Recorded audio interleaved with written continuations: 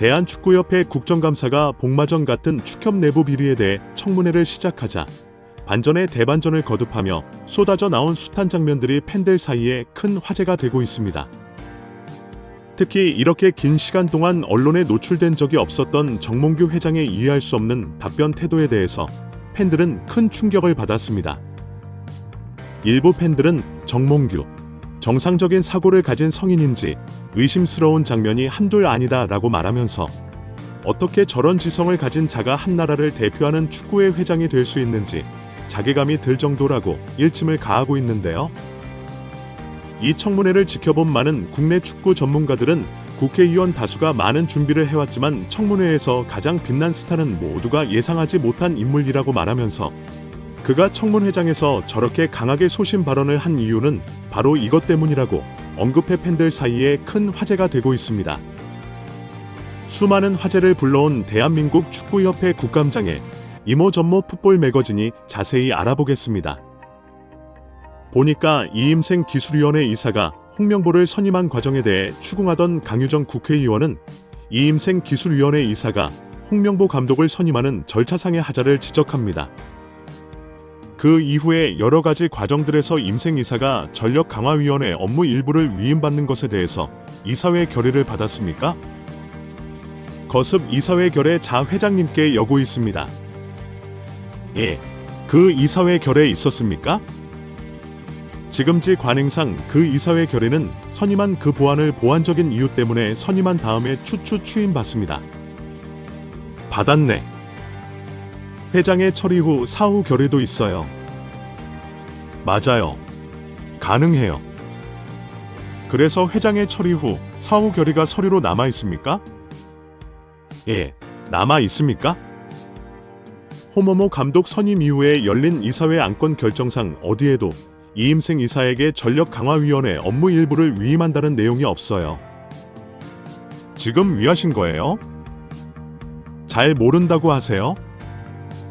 잘 모르겠고 그 전력강화위원회에서 그 추천을 한 거로 해고 위원회 말고요. 이사회에서 결의를 해야 된다니까요. 이사회하고 전력강화위원회 따로 있잖아요. 회장님 구분 못하십니까? 이사회 따로 있습니다.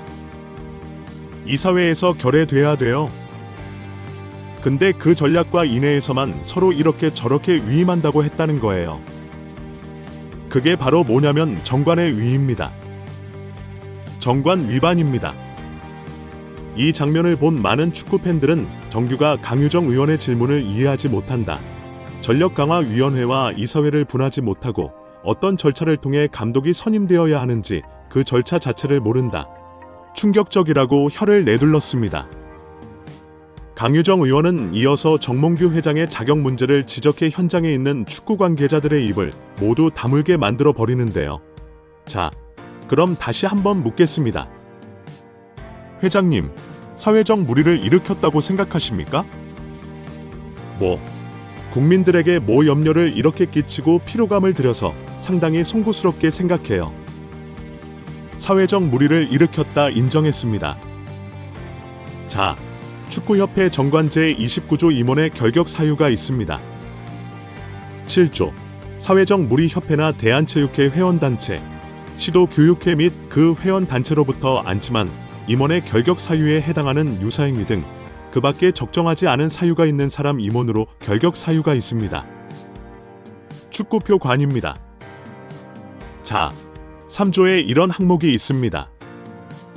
국민체육진흥법의 제2조 제5 과목부터 다목까지의 경우 자격정지 이상의 징계 처분을 받고 그 기간이 종료되지 아니한 사람은 임원의 자격을 박탈당합니다. 이 장면을 접한 일부 전문가들은 인지 능력이 일반인의 평균치를 위해 중간중간 자료를 뒤지하는 모습을 목한 많은 축구 팬들을 시키기에 충분했다고 논했습니다. 일부 팬들은 이렇게 오랫동안 정규가 언론에 노출된 경우는 거의 없는데 이날 최고의 스승정기도 하지만 사실 이날 주요 증인으로 채택된 사람이 아닌 참고인으로 이 국감에 들어온 남이라고 말하면서 그는 해설위원으로서 자신의 의견을 피력할 딱 2번의 기회를 부여받는데 이 짧은 연설이 명연설로 국내 축구 팬들 사이에 큰 반향을 불러일으키고 있습니다. 오늘 들으면서 다시 한번 느끼는 거는 정몽규 회장 체제가 끝나는 게 맞구나 하는 걸 다시 한번 느꼈습니다. 그러니까 뭐가 문제인지도 문제의식이 없죠. 공감 능력도 없습니다. 풀어나갈 능력도 없는 거죠. 홍명보 감독이 불공정한 방식으로 선임됐을 때 제가 아는 지도자가 저에게 연락을 했습니다. 이제는 지도자를 그만할 생각이다. 그니까 이름 없던 사람들은 이름 없는 지도자는 10년을 15년을 밑바닥에서 계속 굴러도 프로팀 코치 한 번, 프로팀 감독 한 번 하기가 어렵습니다. 근데 누군가는 저렇게 특혜를 발휘하면서 국가대표 감독을 준다. 나는 이제 감독 못하겠다. 지도자 못하겠다. 이런 이야기를 했죠. 비단 이번 사건만 그렇지 않다고 봅니다. 좀만 길게 보면 승부조작을 그렇게 사면서 안 되죠. 그러는 날 꼼수 사면을 한 거죠. 매우 반스포츠적 행위입니다. 만약 우리 사회에서 반사회적인 범죄를 저질렀는데 그런 식으로 꼼수로 사면한다면 아마 난리가 났을 겁니다. 클린스만 감독, 그때 당시 전력강화 위원들에게 발표와 당일날 소집해서 바로 그날 통보하고 30분 뒤에 발표를 합니다. 말도 안 되죠. 빨리 올림픽 진주 실패했다고 하는데 그게 그냥 실패한 게 아닙니다. 축구 질 수 있죠. 근데 그때 어떻게 했냐면 파리 올림픽을 이끌어야 된 황선원 감독을 굳이 안 해도 되는 임시 감독으로 겸임시킵니다. 많은 사람들이 그러면 안 된다고 했죠.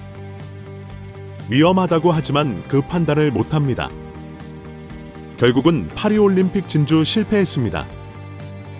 또 홍명보 감독까지 이어지는 거죠. 저는 이런 무능력, 무원칙, 불공정은 하나의 어떤 사건이 아니라 지금 정몽규 감독, 정몽규 회장 체제가 이어지는 한계 속 반복될 수밖에 없다.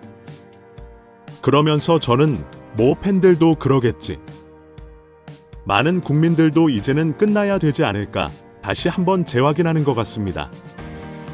이 장면을 접한 많은 축구 팬들은 박문성 해설위원이 하는 일이 축구 관련 일을 하고 있어서 축격 관계자들과 안면이 있고 친분이 있을 텐데 같은 공간에 있는데도 저런 발언을 한다는 것은 정말 놀라운 용기라고 박수갈채를 보내면서 박문성 해설위원의 해설에는 호불호가 갈리나 적어도 국감에서 저런 발언을 한다는 것은 정말 대한민국 축구를 위해 작심하고 나온 것이라고 말했습니다.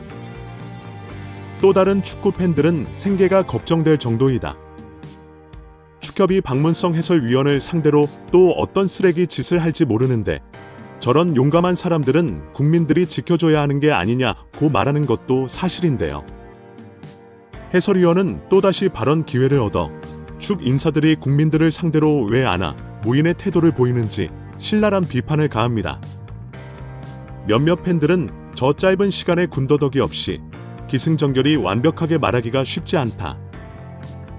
증인이 아니라 참고인으로 나왔기 때문에 몇 마디 하지 못할 것이라는 것을 알고 짧고 굵게 메시지를 전달하기 위해 답변을 정말 많이 가다듬은 흔적이 보인다고 극찬을 아끼지 않았습니다.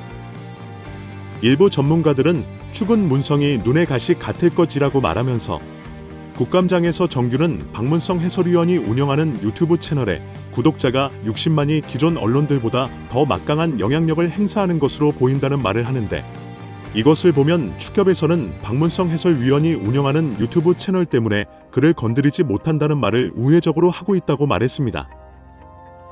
많은 축구 팬들은 이번 기회에 축협의 쓰레기들을 몰아내야 한다고 말하면서 국민들을 무시하고 살아남을 수 없다는 것을 가르쳐야 다음에 또 저런 쓰레기들이 나오지 않을 것이라고 일침을 가해 많은 팬들의 큰 공감을 얻었습니다.